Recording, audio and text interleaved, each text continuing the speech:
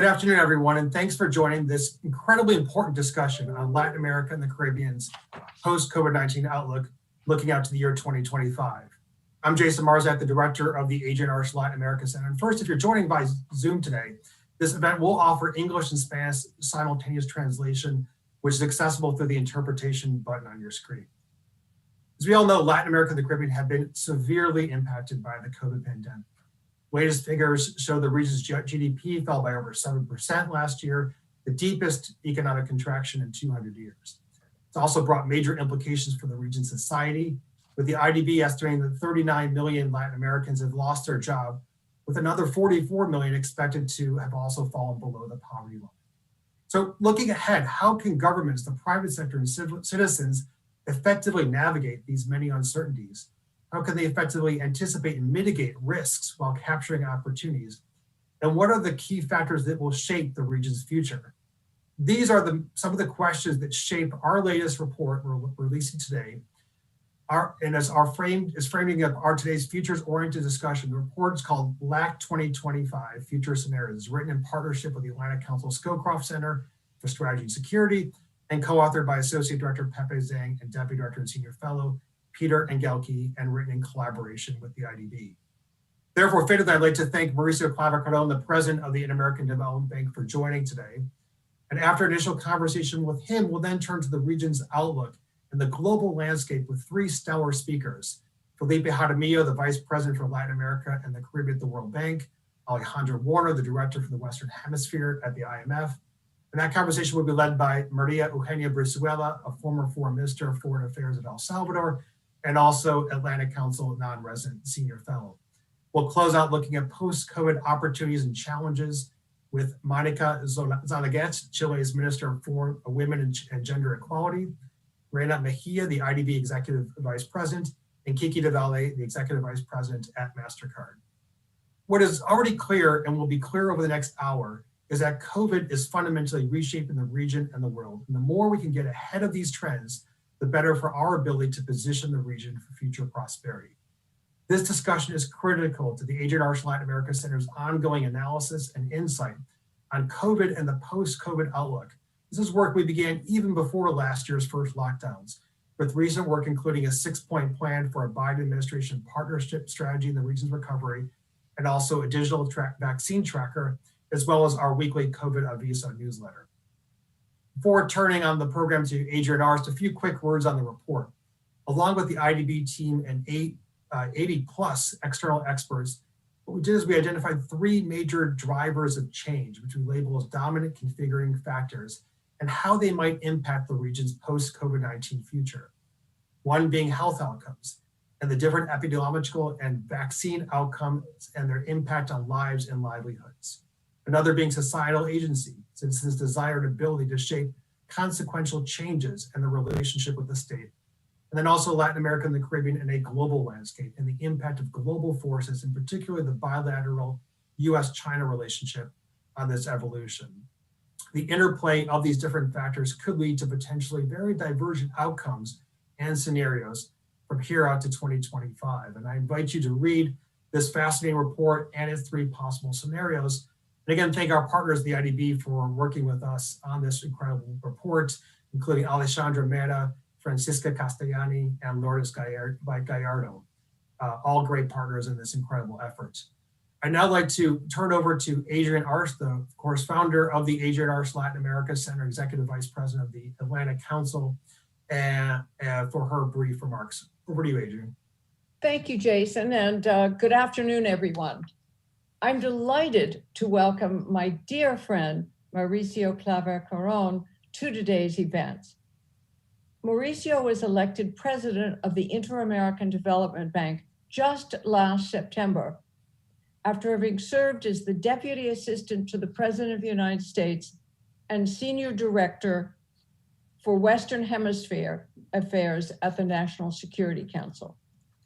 Mauricio and I share the belief that Latin America and the Caribbean are important strategic partners of the entire transatlantic community. This is one of the founding principles of the Adrian Arch Latin America Center.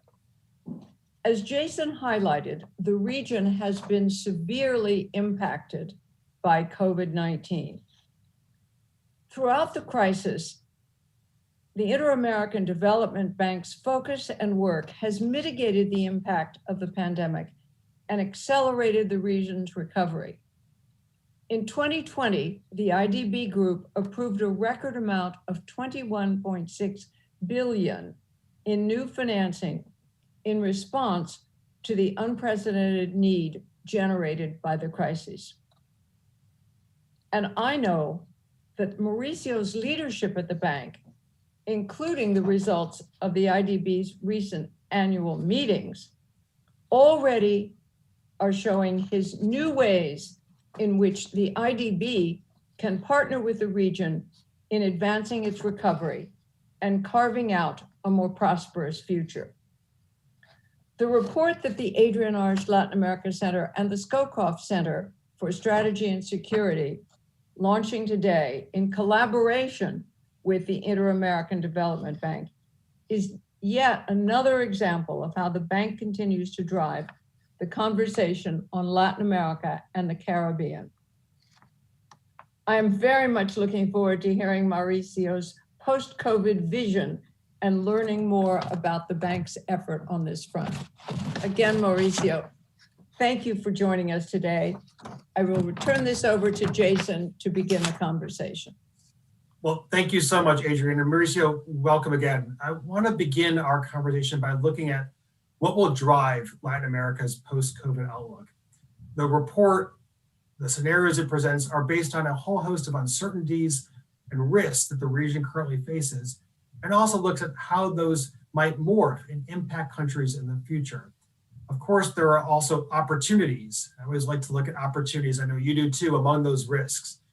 What do you see as some of the main ones that the region must take advantage of to help shape the trajectory in a more positive direction, and hopefully use this moment as a way to chart an even better future for the region?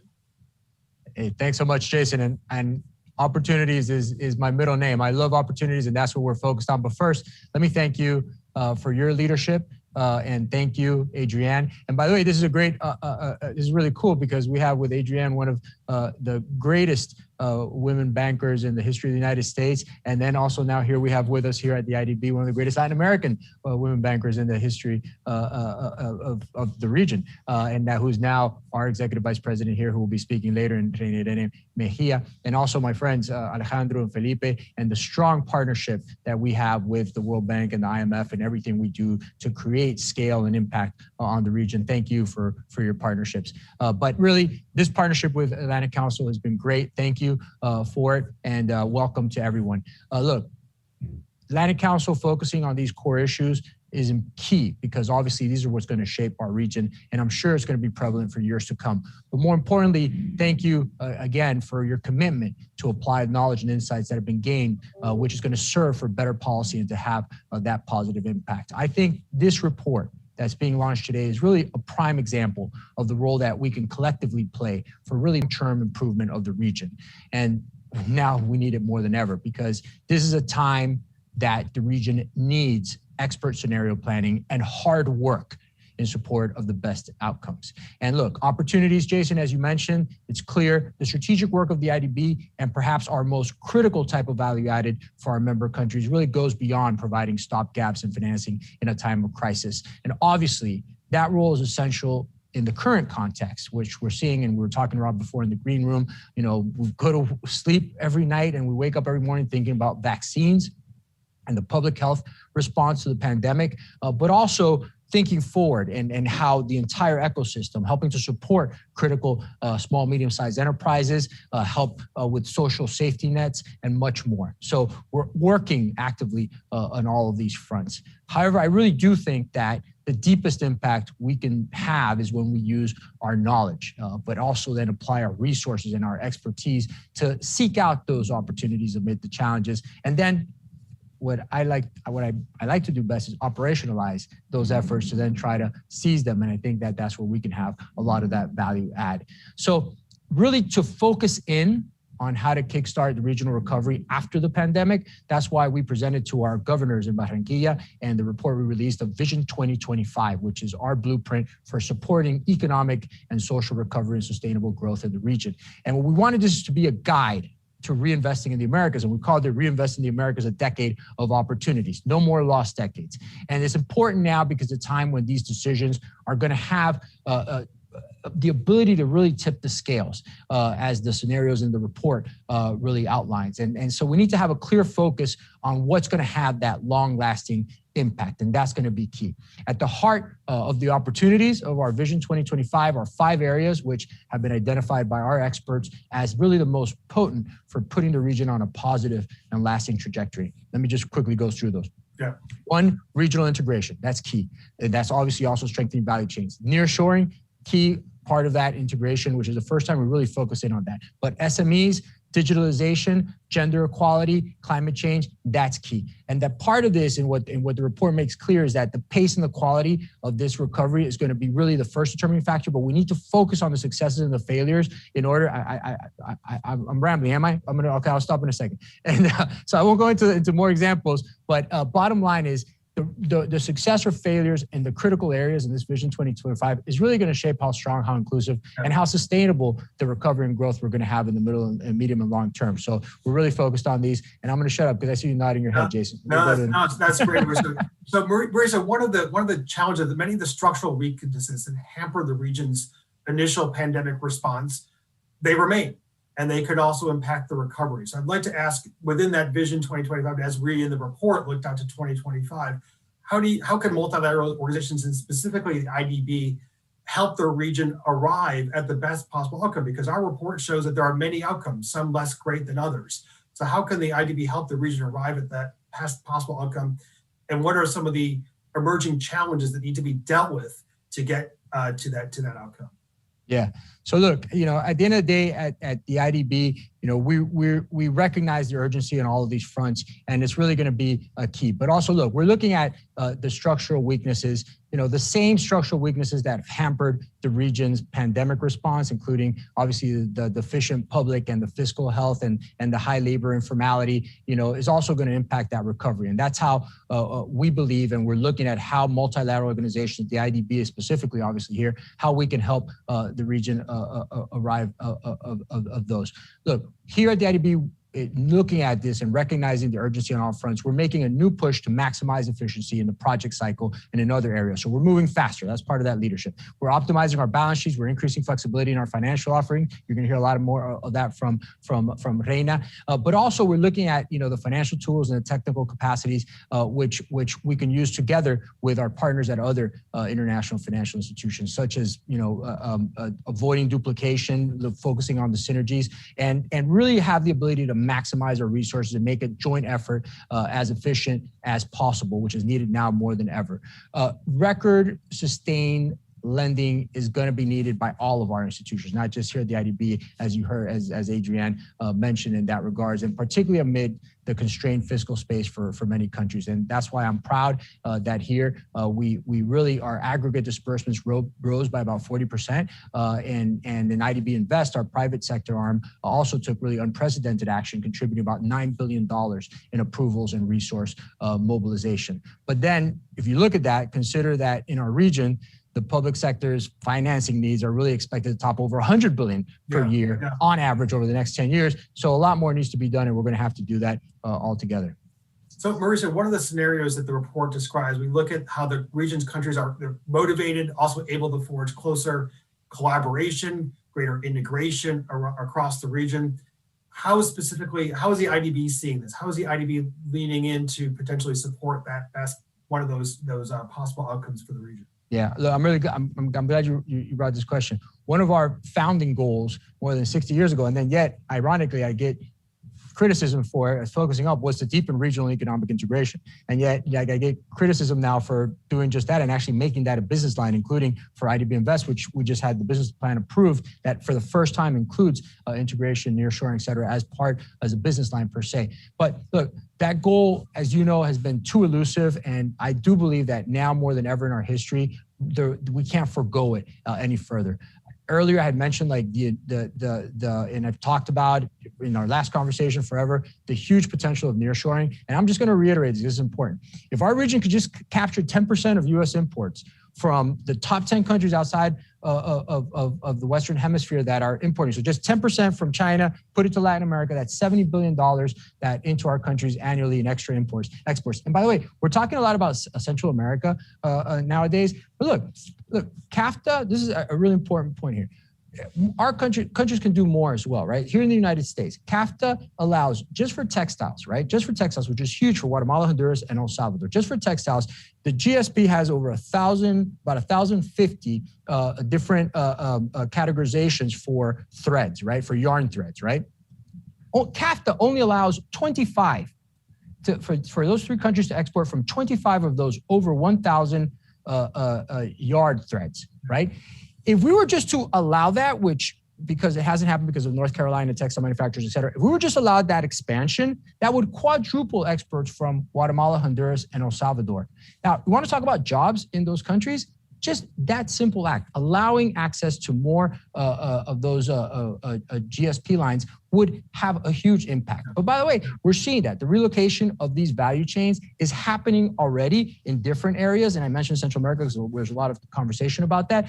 It's the best insurance policy. And by the way, not just because of the pandemic and what we've seen with health security, but also transportation. We just look at what happened in the Suez Canal, or look at, so it's beyond all of that. And it's going to bring more investment, but not just major investment. It's new potential as well for SMEs, for small, medium-sized enterprises, which really can become part of those new value chains. And by the way, we're doing a lot of really cool projects in reverse engineering with Pepsi, InBev, et cetera, on how to reverse engineer those value chains to help women farmers, et cetera. But that creates formal jobs, the transfer of knowledge, technology, the development of skilled human capital, and really increase women's labor participation, which would have the greatest impact. And I'll shut up with this note, Jason. Like nothing would have greater impact than I mentioned, and obviously always when Adrienne's in the room and Reina, et cetera, nothing has a greater impact than gender parity in the labor force and in the creation of SMEs in the region. It's a $1 trillion difference. If it just came to OECD norms in regards to the participation of women in the labor force in Latin America and the Caribbean, it's a $1 trillion impact, 20% increase in GDP in the region. No single action could have a greater impact in that regards. And look, SMEs are the key of it. Women SME owners are the most successful in the region. They have 10% greater income than men, and yet they have 70% less access to financing. And anyway, we're joined here by other great bankers who have helped and are helping work to improve those. And I'm going to shut up before you kill me, Jason. And no, I was on that point too, women have been disproportionately affected by the pandemic, much more so than men across the region. So as we look to rebuilding, looking out to 2025, the focus on women gender equality is incredibly important. Mauricio, thank you again for joining us for this conversation. Again, the partnership with the IDB on this report. We'll hear from Reina later. I want to now move on to our second conversation, looking at the region's outlook in a global landscape. And with that, I will hand it over to Maria Eugenia Brizuela Vila Mayu, who is a non-resident senior fellow in the Adrian R. Latin America Center and also a former foreign minister in El Salvador. And I always like to point out Mayu, also the first woman in El Salvador to have had that role. So over to you, Mayu. Well, thank you, Jason, and good afternoon to all. As a fellow member at the center you lead, I am delighted to introduce and moderate today's second discussion, Lack Outlook in a Global Landscape, especially after such an invigorating conversation you had with President Claver Caron, who we applaud on his dedication, and in which you have emphasized the importance of the report being launched today for future planning at regional and country level. But during this panel, we will continue to explore where LAC stands during and after COVID-19. But this time, allow me to bring it into a broader global perspective. Contextualizing the pandemic, both regionally and internationally, provides us with a deeper understanding of the challenges and opportunities at hand. Our two distinguished panelists and their respective organizations are well suited for this task. Felipe Haramio is the World Bank's Vice President for the Latin America and the Caribbean region. Felipe oversees bank relations with 31 countries and a portfolio of ongoing projects, technical assistance, and grants of almost $32 billion. Alejandro Vernes here, is the Director of the Western Hemisphere Department of the International Monetary Fund, a role he has held since 2013. As of last December, 62% of the IMF's funding was in response to the coronavirus pandemic, went to 21 countries in Latin America. So Felipe and Alejandro, thank you and welcome. So let's start with you, Alejandro. The IMF's latest World Economic Outlook warned of divergent recoveries across countries and sectors, driven by health and other uncertainties. How might this divergence play out for and in the Latin American region? Thanks, Mayu. And just complementing what you said, I mean, in response to the pandemic, the board of the IMF approved around $64 billion of lending to Latin America. An important part of that is through backstop contingent facilities to large emerging markets in Latin America, and another important part in emergency financing that was disbursed to the rest of the countries. Regarding your question of divergence, I mean, Latin America will have a slow, heterogeneous, and as you said, diverging recovery from the COVID pandemic. We can look at divergence in many dimensions. One is the speed of the recovery. We are seeing those countries that are doing better on vaccination. As Mauricio was saying, the name of the game in terms of recovery is going to be vaccines, and it's going to be controlling the pandemic. So those countries that are doing better in rolling out the vaccination campaigns will be recovering faster. And that is why Chile, according to our forecast, will be the only country in Latin America, but that by the end of 2021 will recover the levels of GDP that it had in 2019. And maybe Mexico will be the last one. And that points to another element of divergence, that is policy support. I mean, Brazil, Chile, Peru put in operation significant programs of policy support during 2020, both to the households and to firms. And Mexico was much more constrained in terms of the support it deployed. And that's showing up in a much deeper contraction in 2020 and in a slower recovery going forward in terms of recuperating the levels of 2019. Then in terms of scarring, what are the countries that are going to suffer the more long-lasting consequences? We also have maybe Chile and Brazil being the countries that are going to minimize scarring, given the depth and the size of the very rapid response. And then the rest of the countries in Latin America, on average, are going to suffer, according to us, larger scarring, larger, longer-term impacts. Another important difference is the exposure to key external spillovers. And here, the Caribbean, having such a high exposure to tourism, and tourism having basically closed down for more than a year, is going to suffer significantly. And all of our institutions are supporting through financing the Caribbean, but this is the region that is going to suffer the most. I think what is behind this, as I said before, the depth of the pandemic and the speed of recovery on the back of successful vaccination campaigns. As I said, also the policy of response, both monetary and fiscal, and vulnerability to spillovers. And to conclude, I would say another very important dimension of divergence is within countries. Within countries, we are seeing that in the labor market, basically those that are the most vulnerable will be suffering the most. The jobs in the contact-intensive sectors are mostly held by women, by youth, by low human capital, and these segments of the labor market will be last to recover. They will suffer, I wouldn't say permanent, but more long-lasting impacts. And that is why even when these economies will be clearly on the mend, we have to focus significantly in helping these segments of society. Finally, I would say education will be key.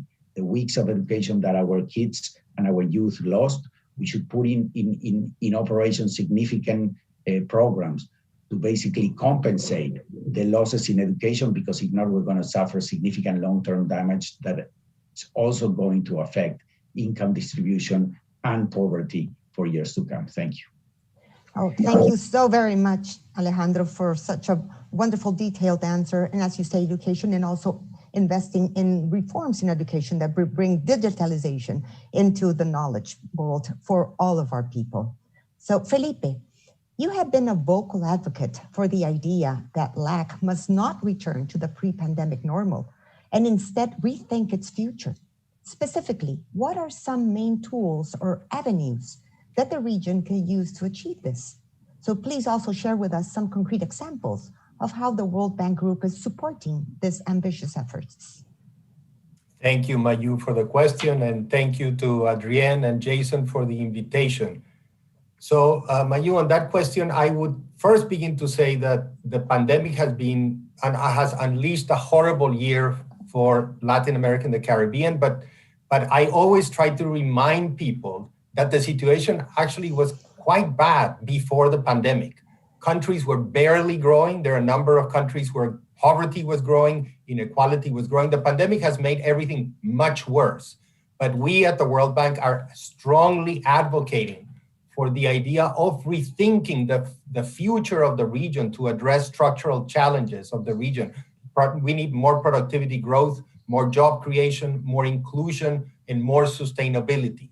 And the new challenges like the migration caused by the Venezuelan migrants throughout South America.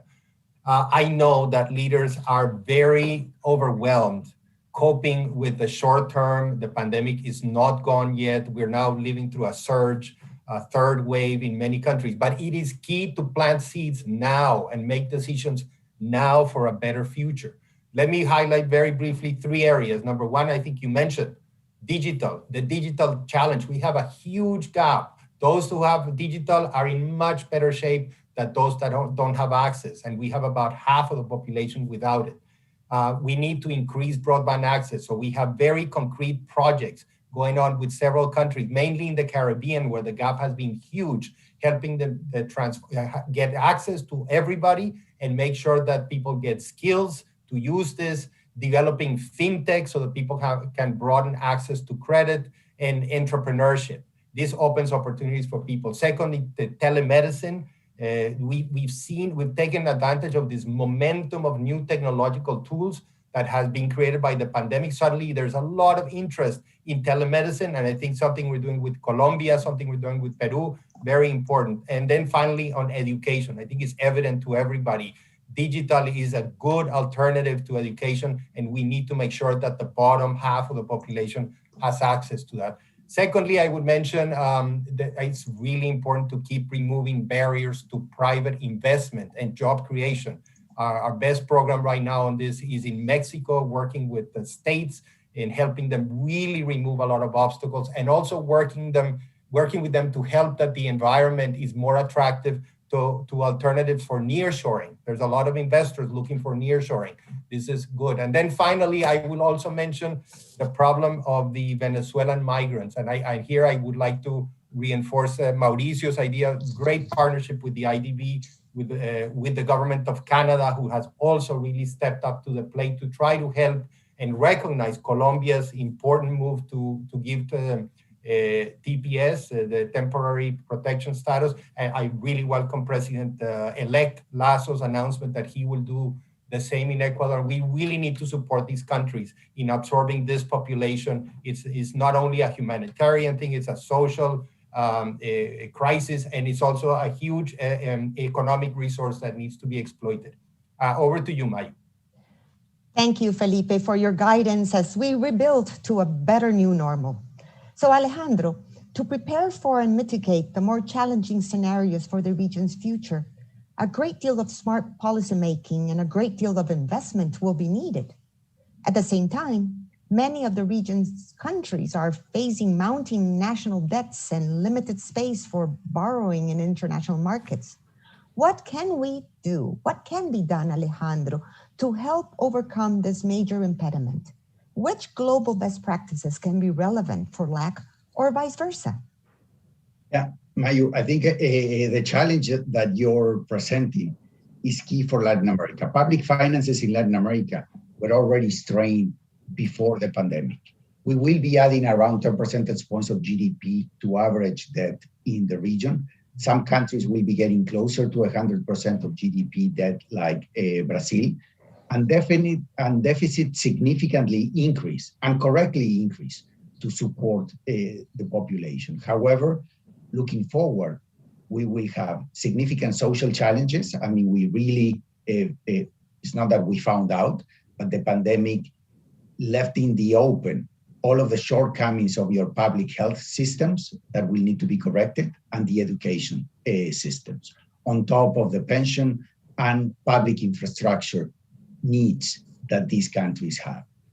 So countries will have to work in a very innovative way, as you say, to find spaces by generating important efficiencies in government expenditure to redirect these resources to these key needs. On the other hand, and in some countries, tax changes will also be needed. A combination of government efficiencies in government expenditure and tax changes should lead first to generate fiscal space to invest in education, health, and infrastructure, and mitigation and adaptation to climate change. Second, to a more progressive public finances, a public finance that significantly helps to improve the income distribution.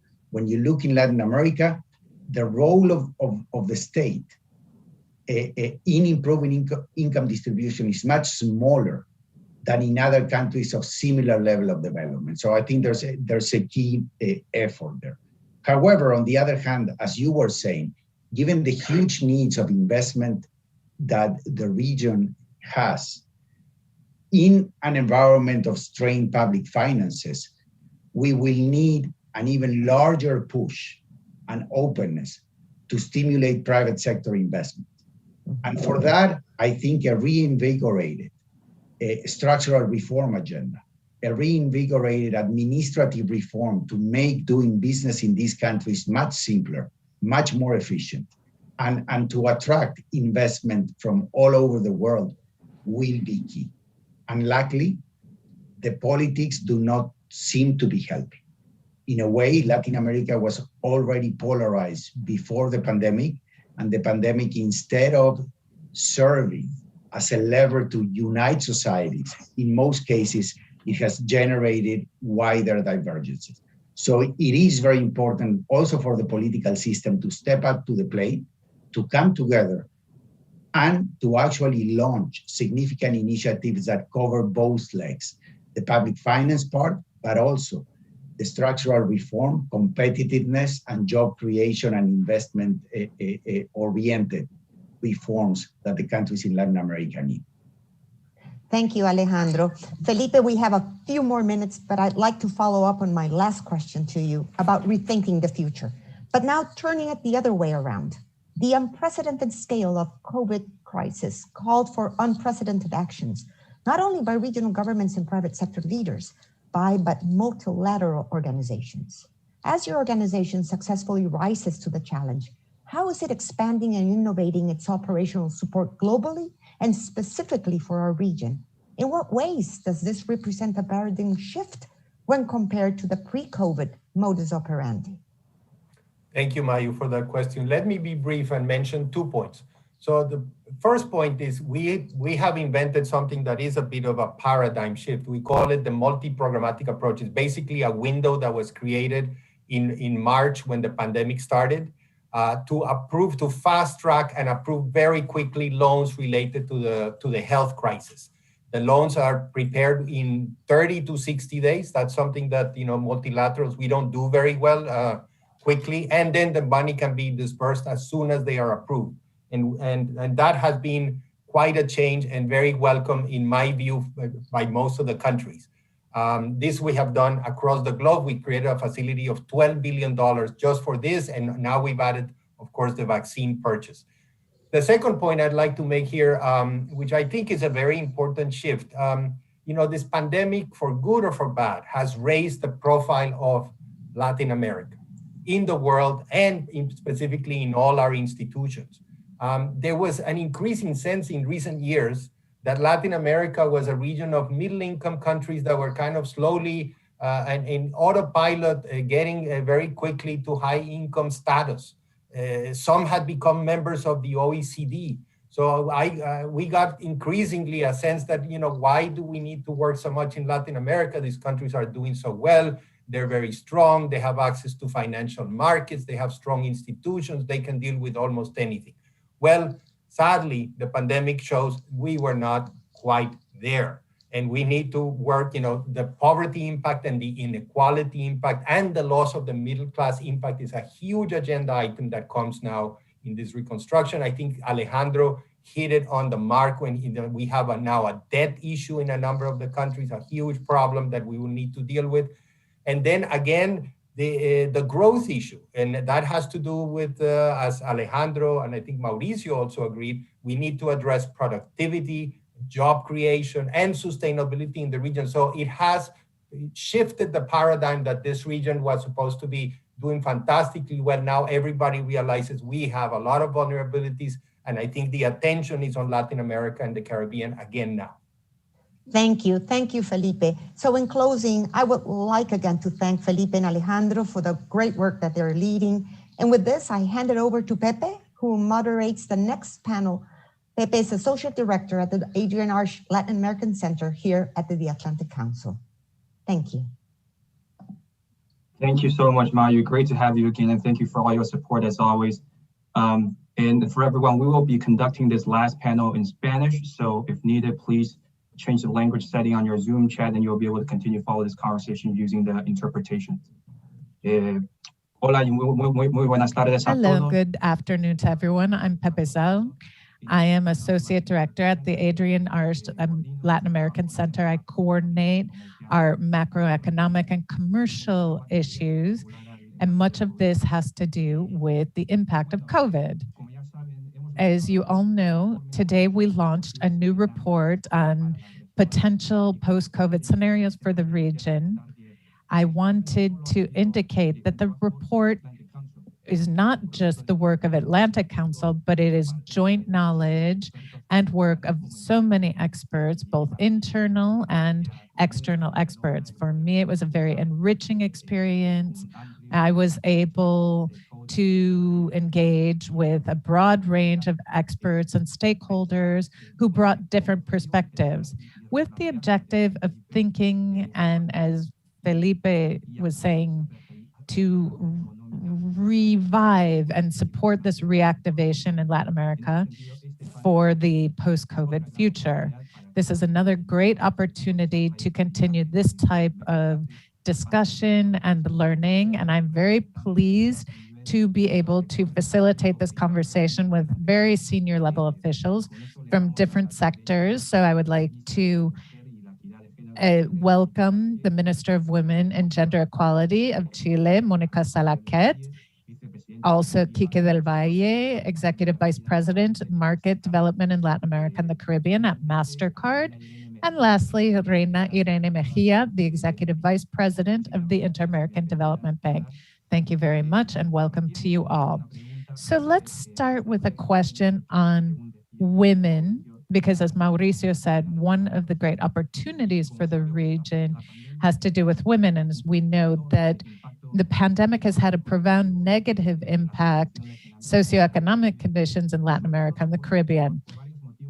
For many reasons, women are among the groups most affected by COVID when it comes to jobs, income, domestic violence, etc. So my question, and I would like to begin with the minister, as this is what she works on a day-to-day basis. What is the reason for this vulnerability, and how can we build a more equitable recovery that will allow us to close the gender gap? Well, first and foremost, thank you very much, Pepe. I wanted to thank the Atlantic Council for this very enriching forum for dialogue. And I wanted to extend my greetings to Kiki and Reina, who I have the pleasure of sharing panels with this. So of course, COVID has affected all of us in the world, but of course, women have borne the brunt of this. There is evidence that in previous crises, women, it seems that women that crises tend to deepen already existing gaps in our countries. So in the recent months, the interruption of care and women leaving the workforce has led to to Chile's moving back more than a decade in terms of progress we made with women. In March of 2020, we had hit our historic peak, which was 53.3%. In June of 2020, it had fallen to 41.2%. Currently, we're somewhere around 46%. So this is a huge setback, very significant. This is having an impact on the well-being of families, on the country's growth, and it is something that we have to coordinate and we have to get to work immediately, not just to correct the impact. Right now, the numbers are very high in terms of women and the labor force, that almost 54% of the labor force, that is women who are working, are not working or seeking employment. So 33% state that they cannot do it because they have to take care of caring for their families. So this could be children, someone who's ill in their household, or older adults. But just 3.3% of inactive men have said that they're not seeking jobs because they are in charge of care. So almost 95% in Chile of caregiving falls to women. We have also seen the impact on domestic work and domestic violence. Undoubtedly, this compels us to take unprecedented action because of the multidimensional impact that the pandemic has had on women. If you look at all of the economic recovery actions we're taking, each of them has a gender focus. 52% of the population are women. So as we think about reviving the economy and what the post-COVID scenario is going to look like, countries are going to have to make the most of the potential and the creativity of everyone, men and women. So we're taking a look at that. We're working on it with the Labor Ministry and the Ministry of Economy. We are also looking to the medium and long term. This is going to be a major cultural shift. We have to move toward a society that has co-responsibility. So if caregiving continues to just fall to women, then we are going to be losing out on talent and human resources that are very significant. And this is going to have a major impact on families. If you look at Chile's growth in GDP, much of that has had to do with women joining the workforce. Thank you very much, Minister, for your complete and comprehensive comments talking about structural issues in the labor market. Reina, I wanted to ask you the same question, just to give us the perspective from the IDB. Thank you very much. I wanted to start by thanking the Atlantic Council, Jason, and Adrian for this invitation. I wanted to extend my greetings to Quique del Valle, the minister, for the opportunity to share this panel with you. I also wanted to commend you on this new report, which is a product of the close coordination between the IDB and Atlantic Council. As Pepe was saying, and the minister did, the impact of the pandemic has been devastating to economies, and particularly for women. Women lost the double number of jobs compared to men, and they're losing income. They're looking for opportunities to rejoin the labor force. The minister is saying 93, 97% in Chile. We think it's 95% of women are taking care of their families in the region. And this is the deterioration that has happened. Women who were in the sectors that have suffered much more, like service, tourism, commerce, trade, and women also face gaps in their digital skills. And the pandemic has increased all of this. The IMF thinks that closing that gender gap and would be about 23%. Our President Mauricio Claver just mentioned this when we began this event today. So to reactivate and reconfigure women back to work is fundamental to recover. How are we doing it? By strengthening the new skills of women workers and to modernize their formal employment. And the French Development Agency is investing in increasing gender parity in several countries to close these gaps of salary and leadership. The minister in Chile, she participates in 180 companies, of which 108 are already implementing concrete plans. And so it also supports, I love this boot camp, free boot camp, who teaches women to code in Peru, to code computer language. And this is extraordinary. We've had an excellent result. And thirdly, we're creating incentives so that companies can employ more women. We are reducing gender inequities or discrimination and for SMEs. And we think that investing in women is more, it goes beyond gender. It is more than investing in women because the economy gains, the companies gain, our children gain from this. And this is the future of all our nations. Thank you very much, Reina. We're in full agreement, and I hope that we have the opportunity to speak more about this. It's interesting to see the collaboration between the IDB and the government of Chile. And Kiki, please. Thank you very much, Pepe, and thank you everyone for the invitation. It is a pleasure to be here with everyone, the minister and Reina.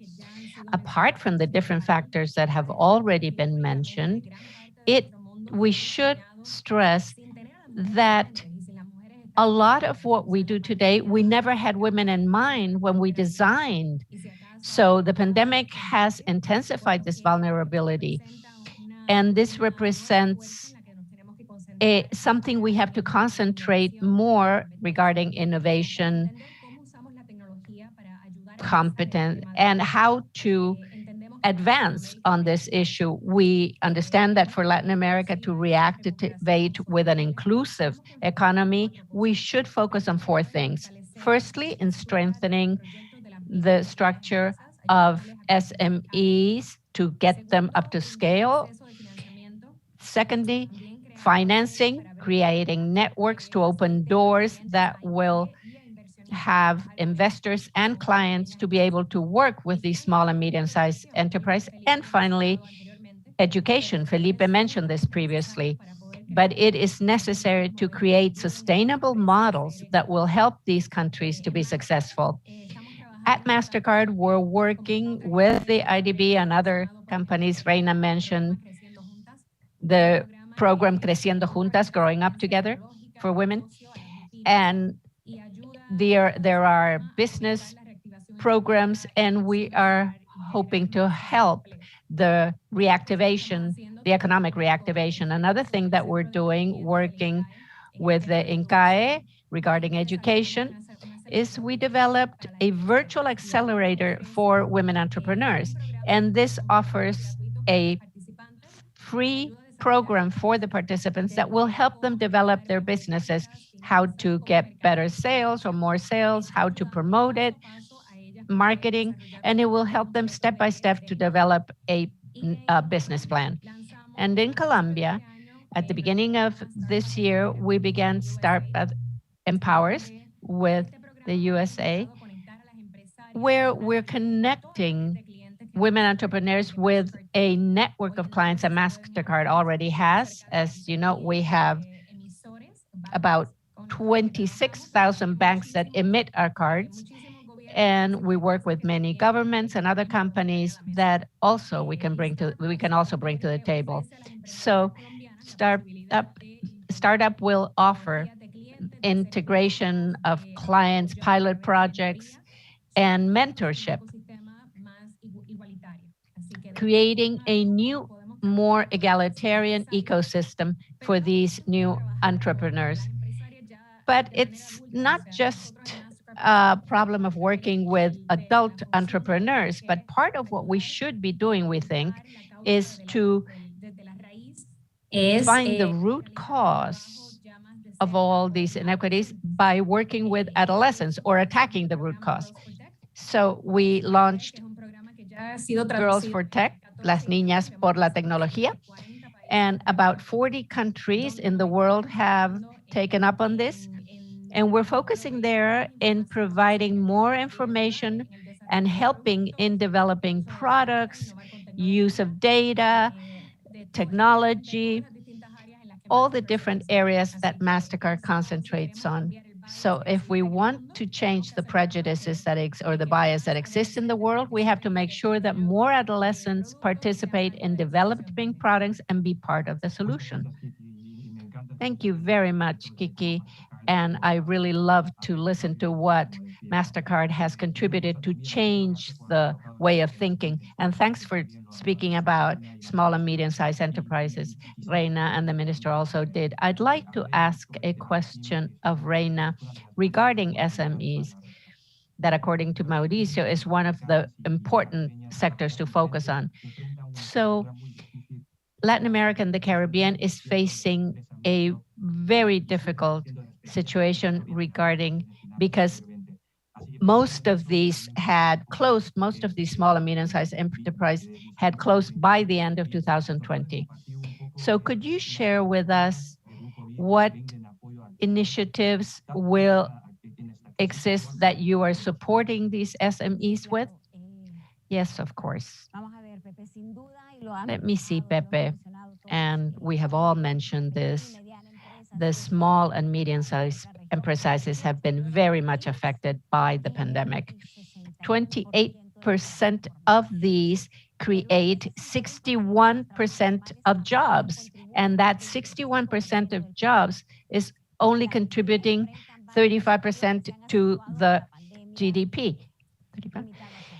So limited access, including financial markets, lack of innovation, and entrepreneurs. So along this line, we'd like to support policies that will promote the value chain, these SMEs and the value chain, financial inclusion. We're also financing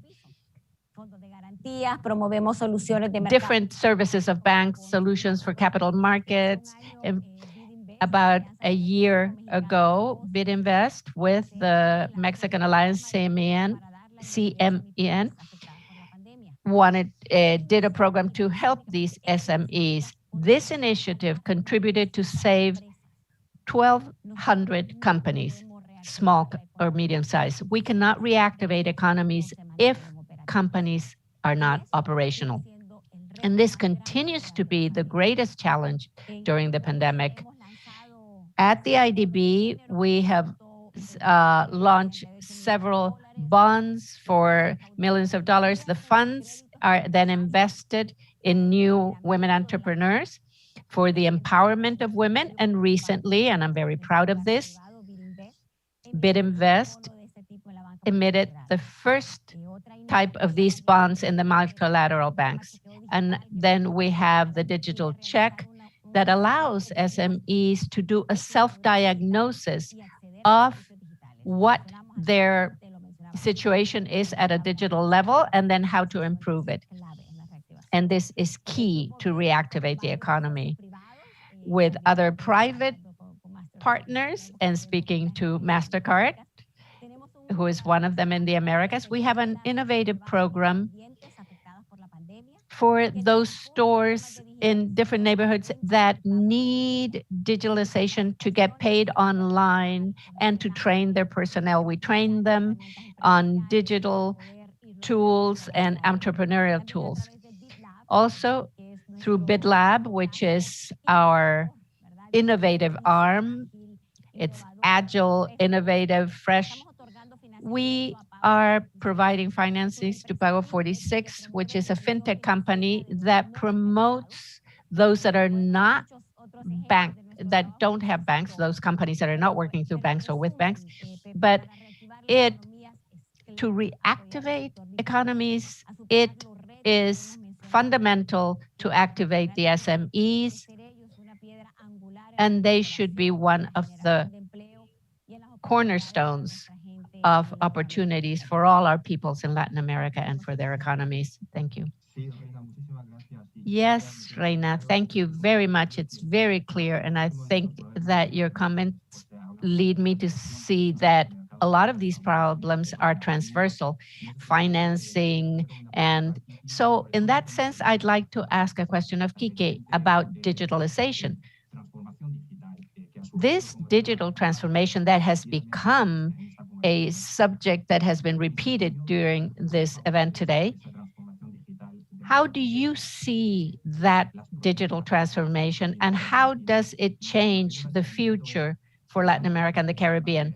And what are the main barriers to increase the use of digital tools in the region? Thank you very much for the question, Pepe. The digital crisis, or rather COVID, created a challenge in our personal life as well as our professional life. So it pushed many consumers to new ways of payment and banking. So what we've seen in Latin America is that these digital transactions are growing 3% more or faster than in the rest of the world. So this region has made great progress in digitalization, not just for the adaptability of consumers, but the daily use of these same tools. So 1 out of every 3 MasterCard transactions are digital. And we don't think this will change after the pandemic is over. Once the consumer knows the benefits they get from digitalization, I think it'll be very difficult for them to go back to their previous behavior. Digital banking was also affected in a positive manner. Because of the pandemic, governments all over the world had to act quickly to send subsidies, and they did it by way of electronic payments. So this 40 million people in Latin America had to get a bank account, and it created a new possibility for these vulnerable populations in the region. So there are new solutions, new interfaces developed by fintechs, new bank digital transformation, and that will not stop. The fintech are very well positioned to help.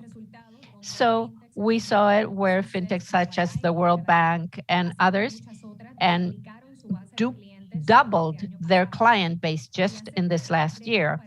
And regarding the barriers, I would say that first of all, it is important to have an effort to increase mobile telephones and other gadgets of that nature.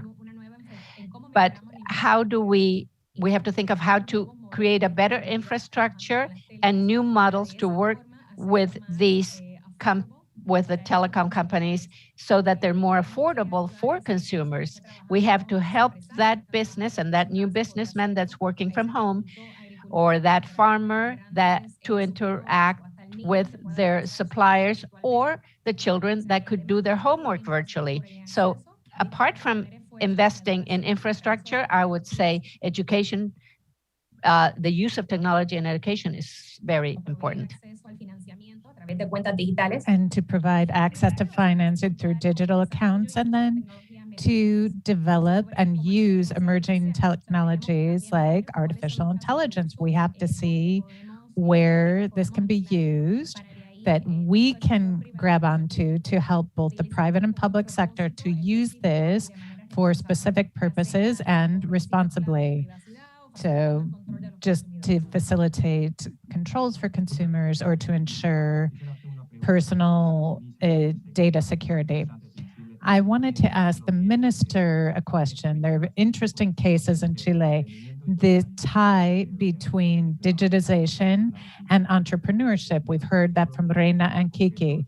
So can you give us some specific examples in Chile of how the government is supporting entrepreneurship and digital transformation? And this will be the closing comment. Madam Minister? Thank you, Pepe. Indeed, we've seen in the initial stages how COVID hastened a digital revolution. And at the Ministry of Women, very quickly we reacted, because what we can't see is post-COVID, women, besides, have to deal with yet a new gap. In Chile, poverty has affected women more. So what we cannot allow is that this continues when we know that the digital world is going to go hand in hand with the physical world. Women's are doing telework, they're doing distance education, they're accessing telemedicine. If we didn't focus on this, it would become a new problem and yet another gap for women. This, of course, requires multi-sector efforts. We have to work with the Ministry of Sciences and Communications. We're working with them to encourage more women to enter STEM careers, and we're trying to help them improve their digital skills so that they can be competitive in the future labor market. I also wanted to thank Reina right here that we partnered with the IDB and a program called Emprender Conectada. This is a community of women entrepreneurs, and thanks to the support of the IDB, they're receiving training in digital skills, because there is a gap for women because of the many roles that women have to take on. So it's made it more difficult for them than for men. This program takes a comprehensive approach. It teaches them digital skills and allows this generation to be trained with everything they need and everything that the new world is going to demand. As we've said many times, the world is changing very quickly. We are also bringing in other public and private sector actors to join this very virtuous activity that we're doing in partnership with the IDB, so that 1,500 women will be able to access this training. Thank you very much to the IDB for this. Thanks to Reina and her team. Also, as a country, we are spearheading a coalition of technology and innovation group. We're working with Microsoft, the Rockefeller Foundation, and other partners. We have made the decision to provide incentives for very bold initiatives that aim to close gender gaps in terms of access and use to technology and promote full participation of women in the digital economy. At a regional level, we launched an alliance for digitization of women in Latin America and the Caribbean. We are proposing a basic basket, technological basket. We'll work interregionally on courses for digital skills. In Latin America, each country is at a different stage. The gaps sometimes are more on access than use. In Chile, the significant gap doesn't lie in access, it lies in use. So this regional program can be adapted depending on the current situation in each country. We're also pushing collaborative work on site with the Ministry of Economy, the Ministry of Labor through Sensei, virtuous partnerships with the telecom countries in our country, as well as the Ministry for Telecommunications. As I said, we are very committed to the women of Chile. We're not going to let this become yet a new gap. Thank you, Madam Minister. What you were saying is extremely important. I also think it's very interesting what we heard in this conversation, this network and partnership between the IDB and MasterCard, the IDB and you. I don't want to take any more of your time, but I would like to ask one final question, maybe a 1-minute answer from each of you. How can we keep this multi-sector collaboration between the multilateral public and private sectors going and strengthen them? Just very quick response. Let's begin with Kiki. As the COVID crisis has demonstrated, multilateral issues require multilateral solutions. We have to have key stakeholders and the ecosystem partners. So we have to join efforts with other key sectors of society, the fintechs, and then this will be much more effective to the benefit of communities and full societies. For us, the private sector plays an essential role. We have to help with technology and experience and the resources we have so that we can help in the full reactivation of the economy. Thank you, Reina. This triad, public, private, multilateral, is more important than ever. The intersection among the 3 different areas, that's where the magic happens. Without their collaboration, we would not be able to achieve what we can. If they're working separately, we can't do that. So economic recovery will not be possible without coordinated efforts among the 3 areas. I wanted to reaffirm the commitment of the IDB group to be able to work jointly with all sectors to be able to achieve our objective. That's our passion, that's our love, that's our commitment. So that we can see development in the region. We have the capacity to bring together different partners and so that we can be transparent and productive. So you can count on the support of the IDB group. We will work hand in hand with the public and private sectors so that we can achieve our objectives. Thank you very much. Thank you, Reina. There are many opportunities and abilities. Minister, just in closing, I could not agree more with what has been said on this. So much so that all of the programs and actions that we're doing are using that approach. Public-private partnerships, but also with the commitment to work together. This collaboration is what we're doing in these interregional working groups and also globally.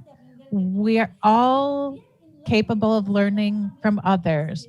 When we're talking about hastening such deep-seated changes, this is something that one single government definitively cannot do alone. So what we're doing is working on this virtuous partnership, which will give us results much more quickly. We can join the public and private worlds together, and in that way, achieve the outcomes that we desire through public policy. So I think that that's at the heart of the work that we're doing in Chile. We know that partnerships are the only way we are going to be able to recover from this pandemic that has hit us all so hard globally. Thank you very much, Madam Minister. We are very much aligned with this approach at Atlantic Council.